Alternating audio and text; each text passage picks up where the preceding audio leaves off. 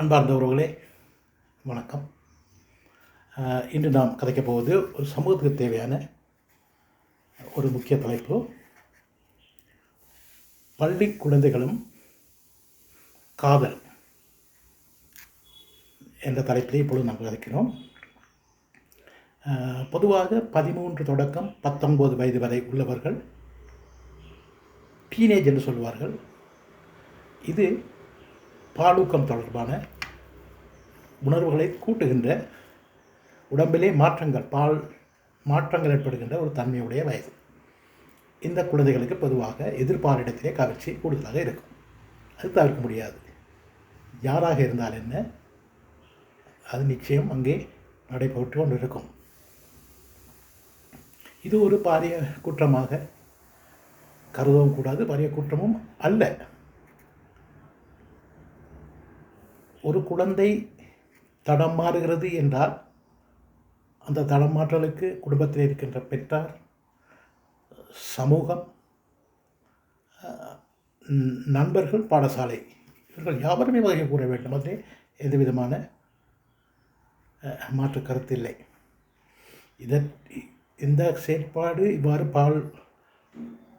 உணர்வுகள் ஏற்படுகின்ற பொழுது அதை தண்டிப்பது போல பாவனை செய்ய வேண்டும். ஆனால் மனதிலே அவர்களிடத்திலே பாசம் இருக்க வேண்டும். இதை ஒரு பாரிய குற்றமாக கருதி அவர்களுக்கு எதிராக நடவடிக்கை எடுக்கின்ற பொழுது அது பாரிய விளைவுகளை, உயிர் மாய்த்து போகின்ற அளவுக்கு அது மாறிவிடலாம். கடைசியிலே நமது நோக்கம் பிழைத்து விடமாகவே கவனமாக இருக்க வேண்டும்.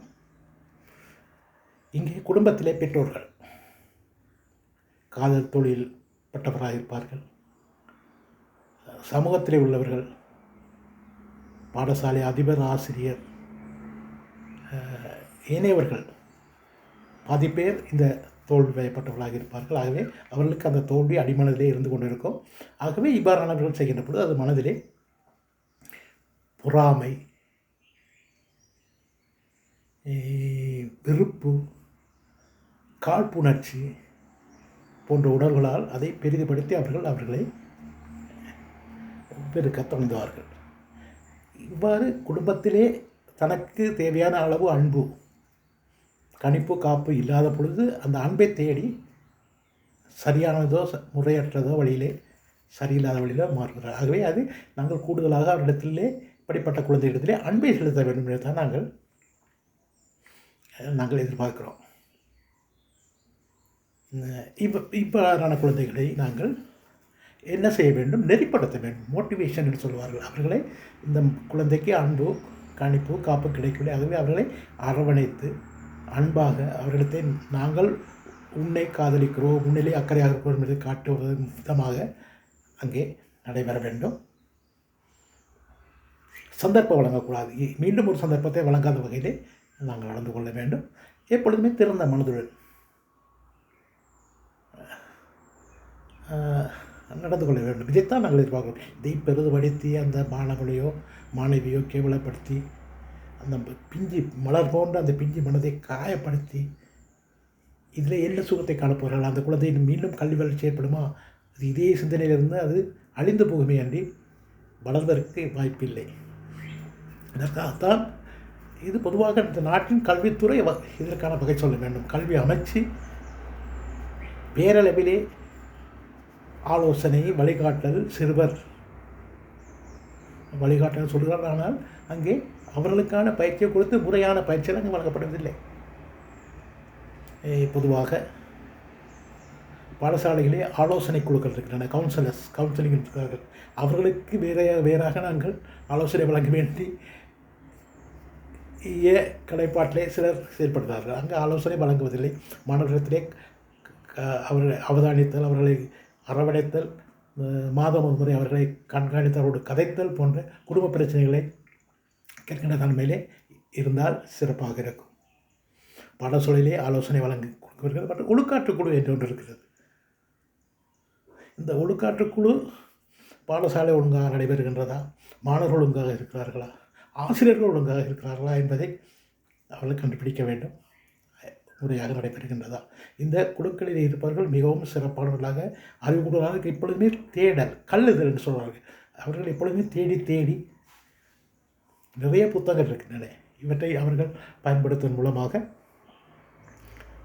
அவர்கள் தனது அறிவு வளர்த்துக்கொள்ளலாம். ஆகவே முதலிலே ஆலோசனை வழிகாட்டல் இருக்கிறது, ஒழுக்காற்று குழு இருக்கிறது, அடுத்தது பாடசாலை அபிவிருத்தி சங்கங்கள் இருக்கின்றன. அதில் இவரெல்லாம் தீர்மானித்த பின்னர் கடைசியிலே தீர்மானம் தான் பாடசாலை அதிபர்.